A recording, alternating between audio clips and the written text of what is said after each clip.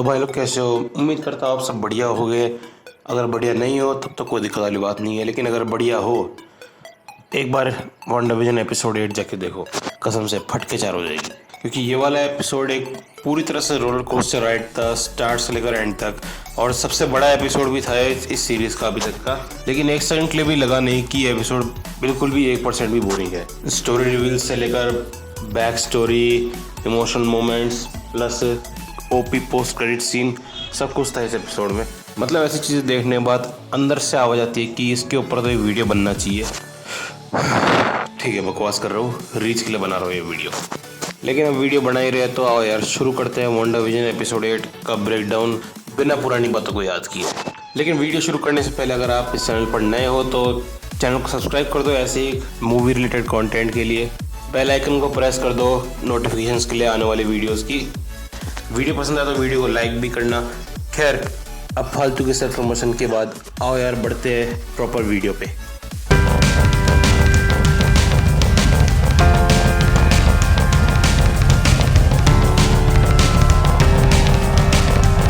अब एपिसोड की शुरुआत ही एकदम ऐसे बहुत ही भयंकर धमाके से होती है। नहीं, मैं आगे था कि एज रिवील की बात नहीं कर रहा, मैं बात कर रहा हूँ एक और नए मैजिकल ग्रुप जिसको विचेस कहते हैं, जो कि MCU में एग्जिस्ट करता है।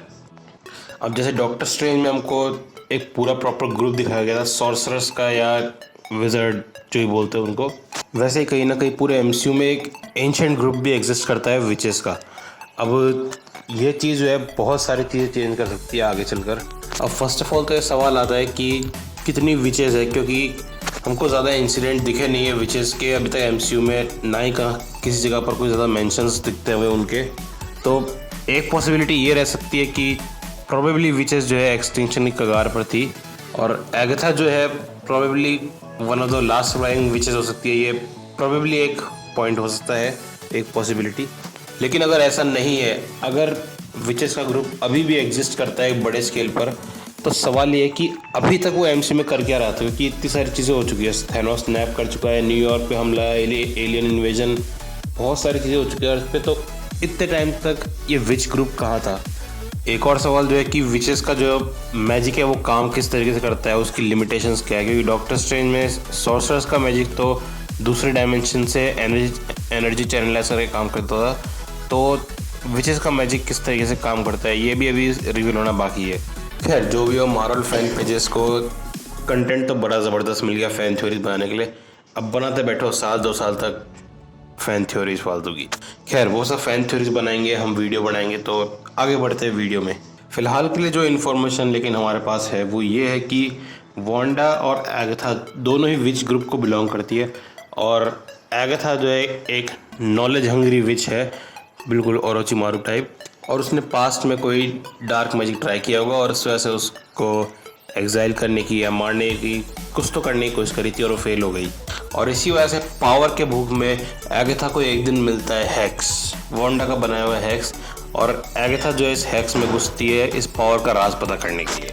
अब हैक्स को जो है एगाथा ने तो बनाया नहीं है, पूरी तरीके से वांडा ने बनाया, लेकिन उस हैक्स को एगाथा ने टाइम टू टाइम मैनिपुलेट बहुत अच्छे से किया है। वहीं अगर आपको क्विकसिल्वर के ऊपर डाउट है कि इसका क्या सीन है, तो असली क्विकसिल्वर अभी भी डेड है, उसकी डेड बॉडी छेदों के साथ किस दूसरे कॉन्टिनेंट में पड़ी है, और एगाथा ने कोई भी ऐसी रैंडम बॉडी लेकर उसको पिएट्रो की शक्ल का बना के वांडा के पास भेज दिया जिंदा करके, वांडा से इंफॉर्मेशन निकालने के लिए। और जो लोग ये सोच रहे थे पहले से कि इसका कुछ ना कुछ कनेक्शन एक्समैन से होगा, तो नहीं, यह काम मार्वल वालों ने सिर्फ मजे लेने के लिए किया है। इस क्विकसिल्वर का एक्समैन से कोई लेना देना नहीं है। लेकिन अभी सवाल एक और बनता है कि जब ये हैक्स टूटेगा इस सीरीज के बाद प्रोबेबली, तो उसके बाद इस क्विकसिल्वर का क्या होगा? क्या ये MCU में एग्जिस्ट करेगा या फिर ये भी गायब हो जाएगा?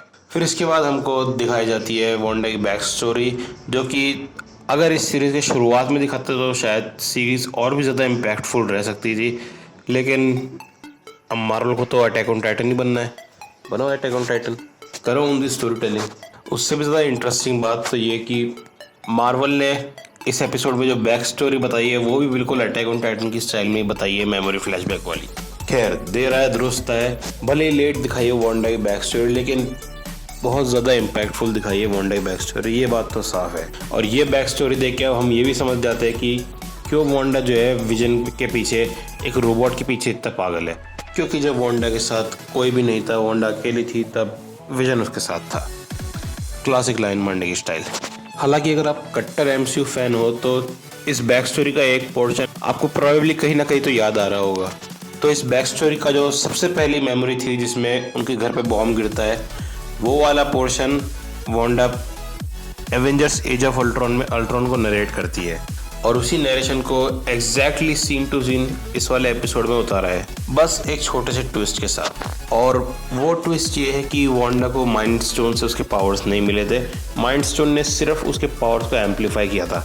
वांडा के पास बचपन से ही पावर्स थे, पैदाइशी पावर्स थे, और वो एक पैदाइशी विच है।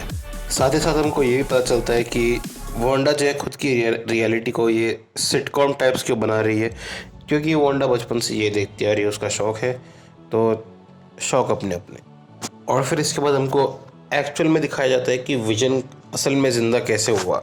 अब जो हेक्स के अंदर जो विजन है वो असली विजन नहीं है, वो उसको वांडा ने खुद ने अपनी इमेजिनेशन से बनाया है, और प्रोबेबली यही रीज़न है कि वो विजन हेक्स नहीं छोड़ पा रहा था। और हेवर्ड ने जो वांडा की कहानी बताई थी, जिसमें वांडा विजन को किडनैप करके लेके जाती है, उसकी बॉडी को चुरा के लेके जाती है स्वॉर्ड से, वो भी एक झूठ था, या फिर कह लो कि मैनिपुलेटिव था वो। जबकि एक्चुअल में वांडा सिर्फ उस बॉडी को देखकर वहाँ से ले गई थी, और फिर वांडा ने वेस्ट व्यू में जाकर खुद से एक विजन बनाया था, और फिर पूरे टाउन को अपने कंट्रोल में ले लिया। बट सरप्राइज सरप्राइज, विजन को पोस्ट क्रेडिट सीन में हेवर्ड जिंदा कर देता है, वांडा की ही एनर्जी का इस्तेमाल करके एज अ पावर सोर्स। अब ये विजन का जो कलर है वाइट वाला जिंदा होने के बाद, ये कॉमिक एक्यूरेट तो है। अब इस विजन को आप क्या नाम दोगे, वो आप देते रहो, एंटी विजन, दूधिया विजन, जो भी बोलना है बोलते रहो। खैर वापस आते हैं एगाथा और वांडा पे। तो एगाथा को कुछ ना कुछ तो पता चल ही चुका है वांडा की पावर्स का राज, और इस एपिसोड के एंड में एगाथा जिस तरह की बातें बोलती है, उसको सुन के हम ये कंक्लूजन निकाल सकते हैं कि वांडा जो है कोई मिथ है, कोई लेजेंड है।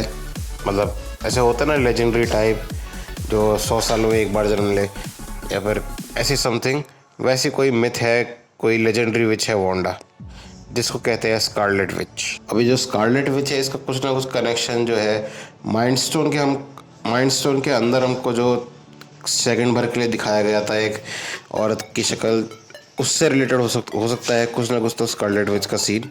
हाँ मुझे पता है कॉमिक्स में वांडा का नाम स्कारलेट विच है, लेकिन एक बात तो साफ है कि एगाथा जो है वांडा से कहीं ना कहीं जलती है, क्योंकि एगाथा ने सालों की मेहनत करी है, पढ़ाई लिखाई करी है, लेकिन फिर भी वो इतना ज़्यादा कुछ पावर नहीं है उसके पास, इतना ज़्यादा मैजिक नहीं कर पाती उस लेवल का, जिस लेवल का वांडा बिना किसी नॉलेज के, रत्ती भर नॉलेज के बिना भी कर लेती है। यार ये ऐसी चलन तो कहीं सुनी भी लग रही है। खैर आगे बढ़ते हैं। वैसे वांडा की पावर्स को लेकर मेरी भी एक थ्योरी है, मुझे पता है बहुत बकवास थ्योरी है, लेकिन यार अब वीडियो में इतना देख ही लिया तो जाते थे तभी सही लो थोड़ा बहुत। मेरे हिसाब से वांडा की जो पावर्स है वो शारिंगान टाइप काम करती है, मतलब जितना ट्रॉमा सहेगी वांडा उतनी ज़्यादा उसकी पावर स्ट्रांग होएगी। और जिस पॉइंट पर वांडा ने हैक्स बनाया था, उस पॉइंट को हम कह सकते हैं मांगे को शारिंगान ने एक्टिवेट करना। ठीक है बकवास थ्योरी थी, गाली मत देना, लाइक बराबर देना। खैर फालतू थ्योरीज को साइड में रख के अब आते हैं वीडियो पर।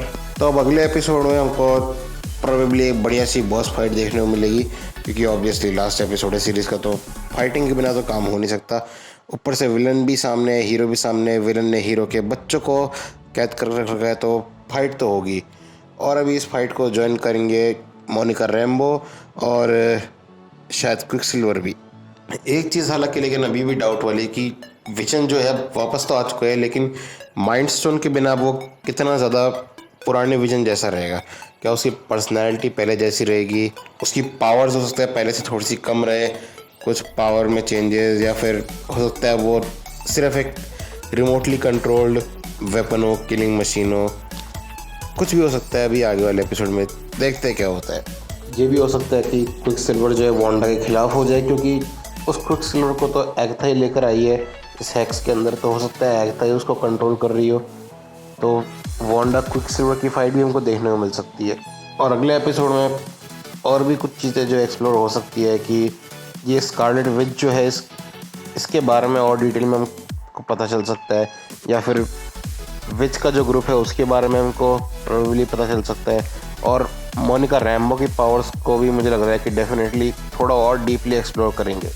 लेकिन ये जो विच वाला एंगल मार्वल वालों ने इस सीरीज़ के अंदर निकाला है, ये और भी अच्छे से कनेक्ट करता है हमको वांडा और डॉक्टर स्ट्रेंज की पावर्स को, क्योंकि दोनों की मैजिक कुछ हद तक सिमिलर्स है।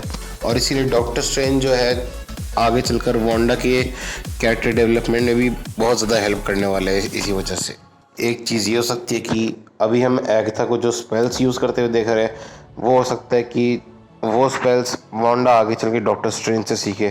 खैर, आगे होने को तो कुछ भी होता रहेगा, जो भी होता रहेगा उसके ऊपर वीडियो भी आते रहेंगे।